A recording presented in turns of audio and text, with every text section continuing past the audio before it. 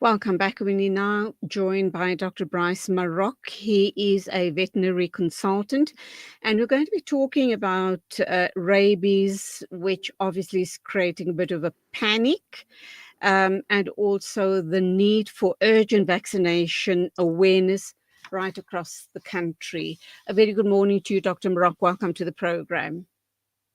Good morning, Julie. Thank you for inviting me. Okay, how seriously do we take an outbreak of rabies? And So, sorry about that. What exactly is rabies and how does it affect both animals and humans? Julie, it's such a good thing that you actually addressing this issue. Do you know that rabies is 100% fatal to human beings? It's the most deadly disease to human beings, and yet we actually hear very little about it. Um, for about 3 years, we didn't hear of many human deaths because a number of years ago, the Bill and Melinda Gates Foundation did a mass vaccination drive. And when you vaccinate dogs, and you get above 50 to 60% of them vaccinated in the area, you stop seeing human deaths. Unfortunately, all that funding dried up. And we're trying our best, and there are a lot of different role players trying their best to vaccinate the dogs. But unfortunately, we're not getting near those numbers. So just to put it into perspective, 99% of the human deaths are from dog bites, and most of them are children. This is a disease that exists throughout South Africa. It's very poorly covered, and I think it has to do with the fact that sometimes people don't even report it because the symptoms are so terrible that a person actually looks bewitched. So that's the one thing, and the second thing is people die so rapidly that you know you really have clinics without trained staff to make that diagnosis. So that is a huge problem. It is a massive problem, and vaccination of dogs has decreased, and the risk to humans has increased. Sorry, Julie, I can't hear you. Um, Sorry, Julie, I can't hear. Can you hear me now? Okay, I can hear you now. She's just played around with the controls, so we're back on air. What exactly is rabies? Does it only and when we talk rabies, is it a condition that impacts stray dogs? What about our domestic animals? And where do cats feature into this whole thing around rabies? Can they also contract rabies? And are we at risk from perhaps a cat licking us or maybe nipping us or biting us? I don't know. So it's basically all mammals. There was a seal outbreak in the Western Cape quite recently where there was rabies in seals. So any mammal can get it. It's a virus, and it's transmitted mainly through bites. It is possible to go through sores in the skin. There have been cases where someone wasn't even bitten, where they were licked, and 2 or 3 weeks later they attempted to treat them through the through the induced coma.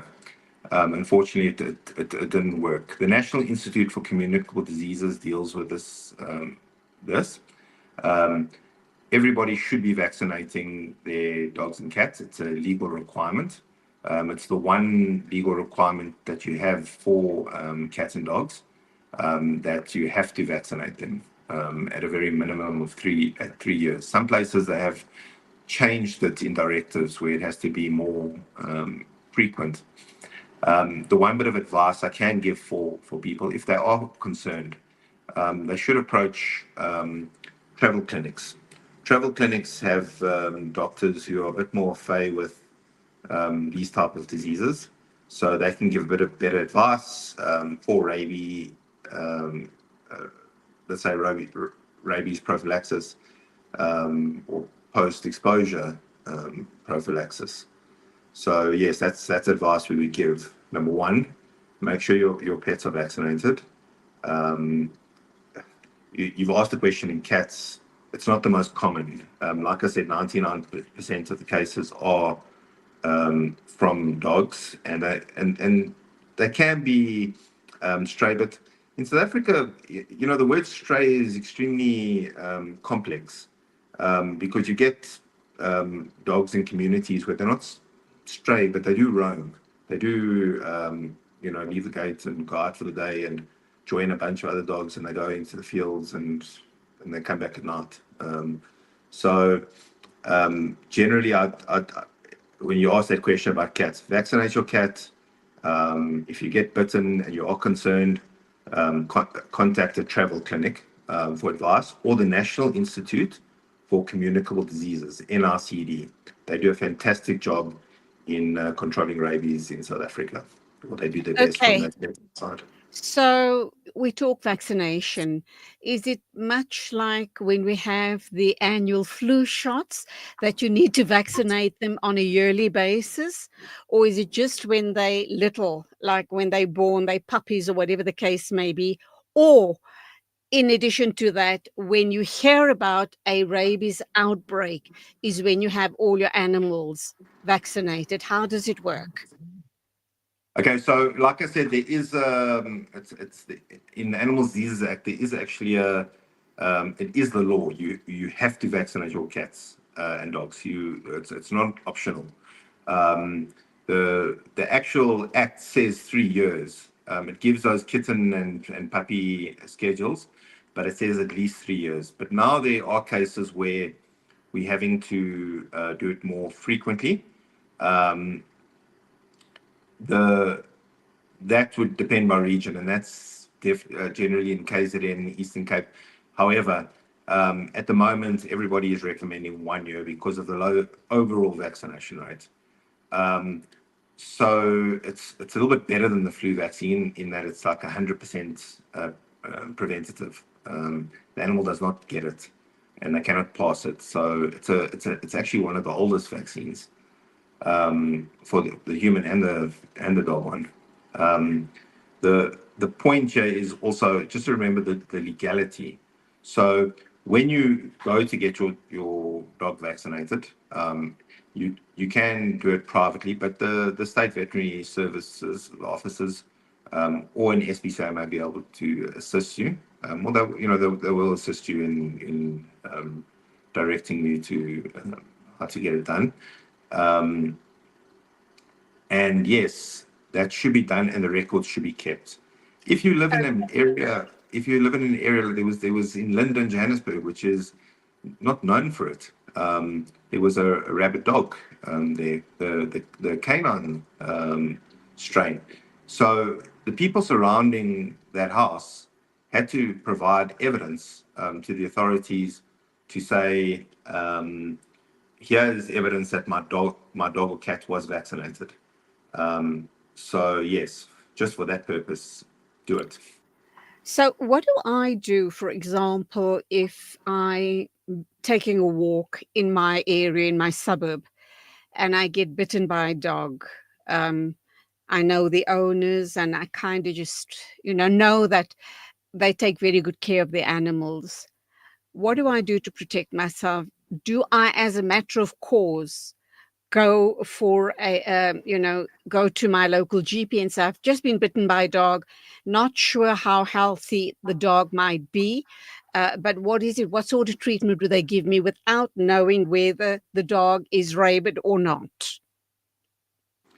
Okay, so you know you've given a hypothetical, and your hypothetical it presupposes a few things. That person to another person who's one of your listeners may have a dog that someone picked up in rural KZN, brought home, might be carrying the virus.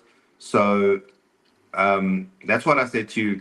You know, local GPs may not have the best understanding of this disease, and unfortunately, the exposure sometimes is very bad. So that's why I always recommend going to your local travel clinic. You know, that's where before you going on holiday or whatever, you know, they give you yellow fever shots, or they even give you a rabies course of vaccinations. They can advise you. For people who maybe don't have that access, like I said, the National Institute for Communicable Diseases, the NRCD, they can Google that. They have a hotline. So you can call them. They're medical. They're not veterinary. They're medical. Yeah, I do know the NICD. We've talked with them several times on the Okay. show, so Yeah. we do know who they are. The deputy director is extremely. When you said, you know, is it something we know? She has done such fantastic work with a lot of veterinarians, trying to get the word out to try and show that this disease is not something that we should just ignore because it's, you know, it causes only a few deaths, because it's a horrible death, and it affects children. So yes, the NRCD do have leadership that are extremely interested in this disease, and they can give very good advice. They might even say to you, okay, there's no travel clinic, but there's a GP, or there's a hospital, even a state hospital, who has a doctor there working there that knows a lot about it. Just go off there, and they'll give you maybe 3 vaccines, a course, and advise just based on, you know, what vaccination records the owner had, etc., etc., etc. Okay, let's go for an ad break. When we come back, I want to talk about a few other issues regarding the situation. And let's also understand just how serious it is. You indicated a little earlier on in the show that funding has been stopped by the Bill and Melinda Gates Foundation. I hope that doesn't have anything to do with Trump's executive orders, or is this something totally different? We'll talk about that after the break. Please stay with us. Sure. Crocodile River bordering the Kruger National Park. As a guest at Buckler's Africa Lodge, one can enjoy an amazing sunrise or sunset on our spacious deck area while you catch a glimpse of some wildlife sightings along the Crocodile River. The sounds of the African savanna will greet you whilst you enjoy your morning coffee. Buckler's Africa Lodge by Tingana Collection. Buckler's Africa Lodge is ideally situated only 6 kilometers from the Crocodile Bridge Gate in the Kruger National Park. Catering for all travelers with variety, we have 4 types of the finest rooms: superior rooms, deluxe suites, and 2-bedroomed family units. Each room is equipped with the finest amenities to make your stay unforgettable. Guests can choose between the self-catering option or book their accommodation with breakfast and dinner included. Buckler's Africa Lodge is your ideal location for the ultimate Kruger getaway experience. We specialize in exhilarating and educational game drives in Kruger, tailor-made to suit your family. Inquire about our various accommodation offerings and other activities. Visit www.tingana.co.za for more information. Buckler's Africa Lodge by Tingana Collection. Experience the pulse of Africa with us. Discover the Africa of your dreams and surround yourself with her spectacular beauty. Relax beneath her serene sunsets and explore wildlife at its natural best. It's where the pride of Africa comes together. The Kwantu Private Game Reserve. Get to know the Big Five or cruise on an elephant safari game drive. Interact with lion and tiger cubs and enjoy world-class halal cuisine while we pamper you during your 5-star stay. Indulge in the true African experience. For reservations, call now on 042-203-1400 or visit kwantu.co.za. The Kwantu Private Game Reserve, the place of gathering. World-class financial services only at Sapphire Global, your financial partner. If you are looking for Islamic, Sharia, and ethical financial products, look no further. Sapphire Global offers a wide range of financial service offerings from short-term to life and investments. A full-service center with all financial requirements under one brand. Our highly skilled and experienced consultants are ready to help protect your financial future. Contact us on 041 001 0184 or visit our website on www.sapphireglobalfs.com. Sapphire Global is an authorized financial services provider. Kids these days are smart, and when you're competing for their attention against their smartphones, you need to make smart choices, like using Sunfoil triple refined pure sunflower oil in every meal you make. It's naturally cholesterol-free and approved by the Heart and Stroke Foundation as part of a balanced eating plan. So whether you're cooking, frying, or baking, you get the great tasting results that'll get their attention faster than the latest app. And if that doesn't work, change the Wi-Fi password. Sunfoil. Now we're cooking. Rejuvenating media day by day. This is Salam Media.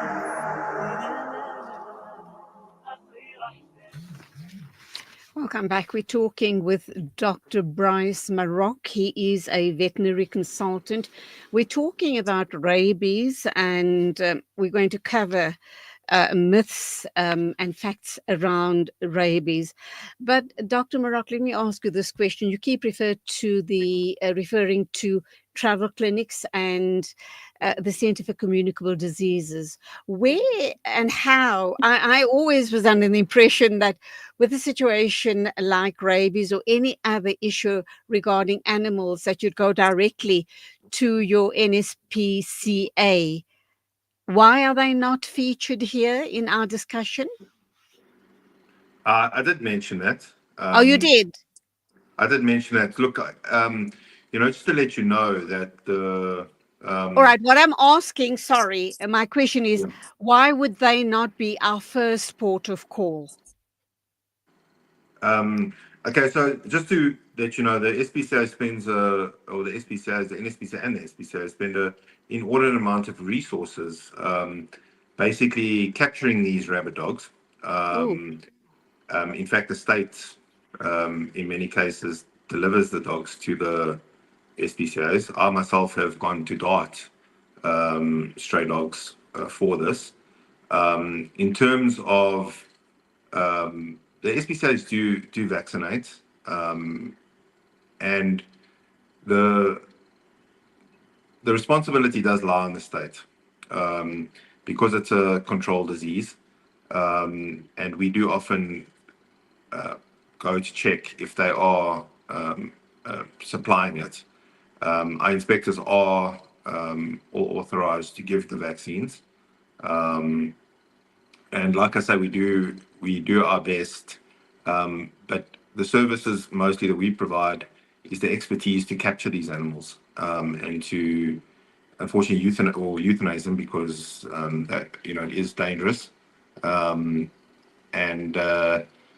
as a port of call, I have given different authorities. So the NRCD you mentioned now is the problem big because Bill and Melinda Gates Foundation stopped funding. Unfortunately, what happened there was they moved on to a new project somewhere else in Africa. They lost a little bit of interest. In terms of the US cuts, that affects the NRCD because the NRCD is actually funded largely by US aid. So currently they are struggling a little bit.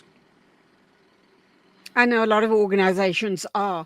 I was chatting to someone else the other day from the Muslim AIDS program, and she too says because of the cuts in aid, they have huge obstacles.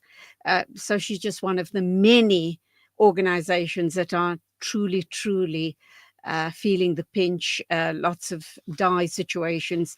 I have no doubt in my mind, will be, presenting itself as we go forward.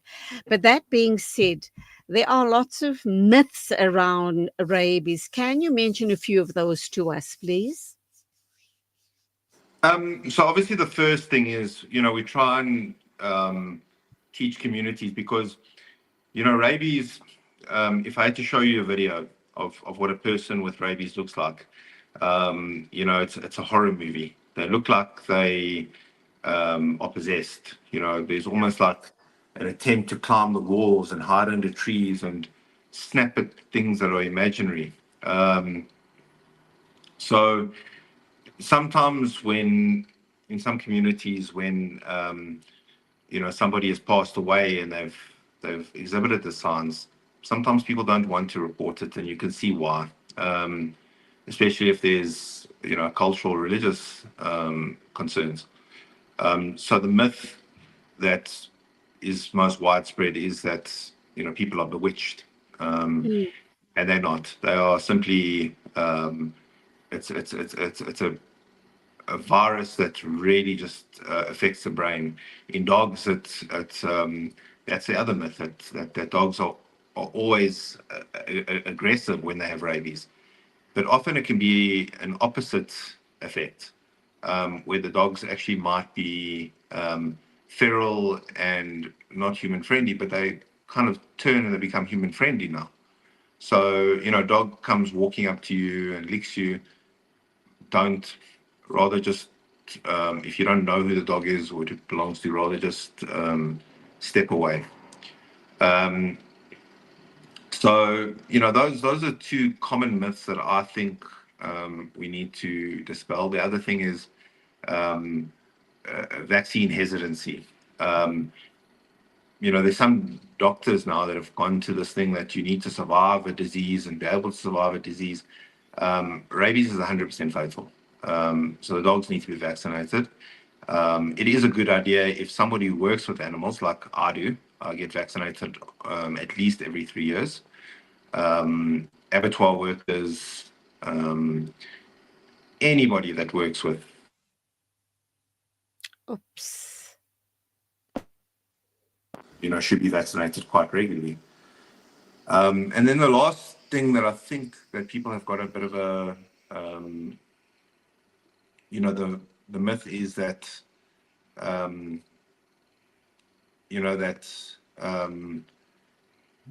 you have to be bitten. That's not the case. There was a famous coup nurse in the Eastern Cape who took a dog onto his farm, and the dog just licked him, and he did die. So in this case, it was in mid KZN. He should have contacted us. He should have contacted one of the SPCAs or the state veterinary services, to come and collect the dog. He shouldn't have just taken the dog in. Okay. Before we wrap up, you talk about dogs licking people, and you can die from just licks. I was under the misconception that you need to be bitten to contract rabies, but you're saying something different now. Would Yes. that be in a case? Would that be in a case of maybe stray dogs? Would that rule not apply with our domestic animals?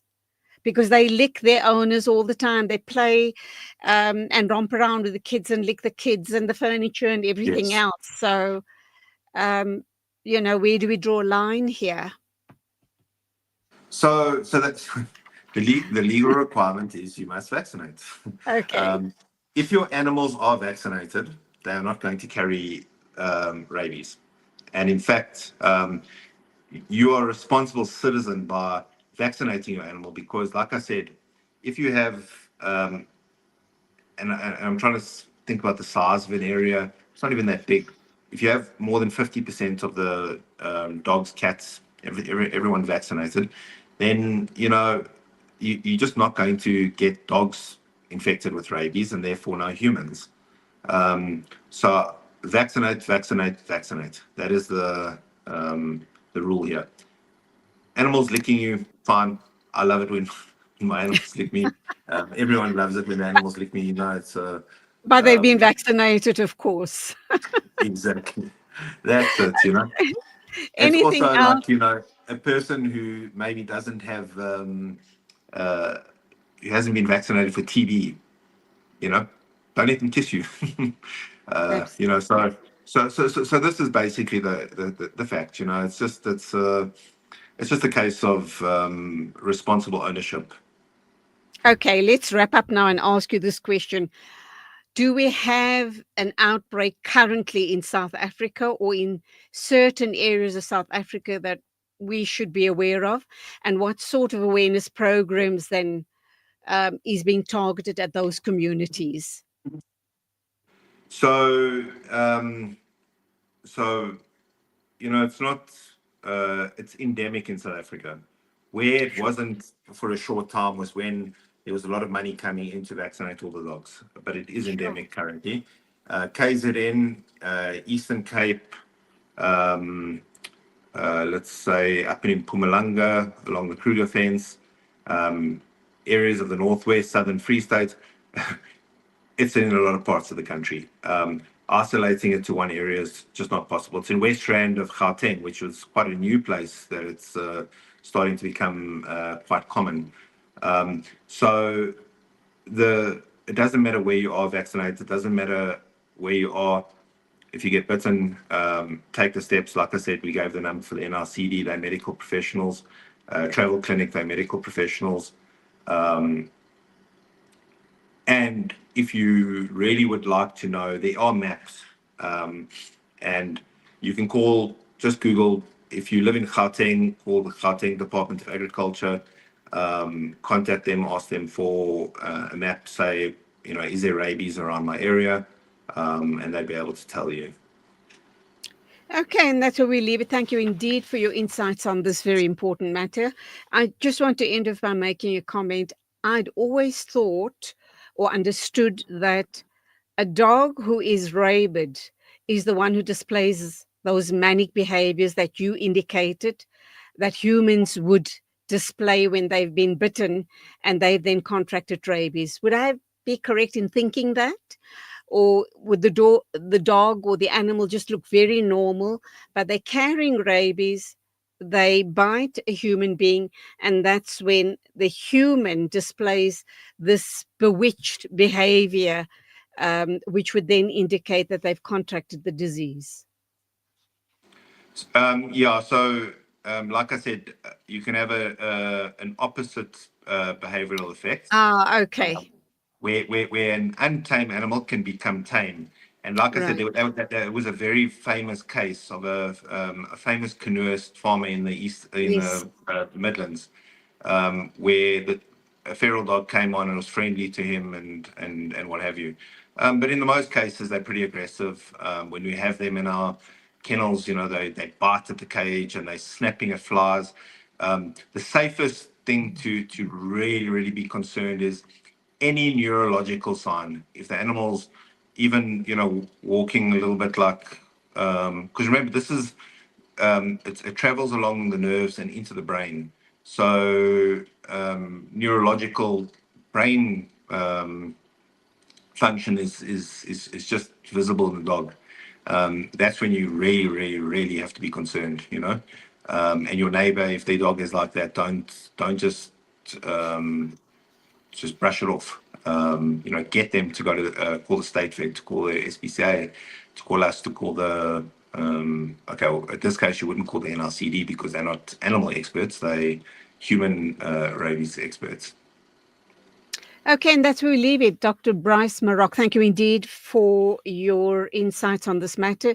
You are, of course, a veterinary consultant at the NSPCA. Value all your input. Go well and God bless. You too. Thank you, Julie. Bye. It's exactly 3 after 12 o'clock. We're moving along, and our next guest has connected up, and that, of course, is Shaldine Masondo. We're going to be talking Can Survive, and of course it has to do with cancer. So I think another interesting discussion on the show this morning. We will get talking in a minute or two on that very important topic.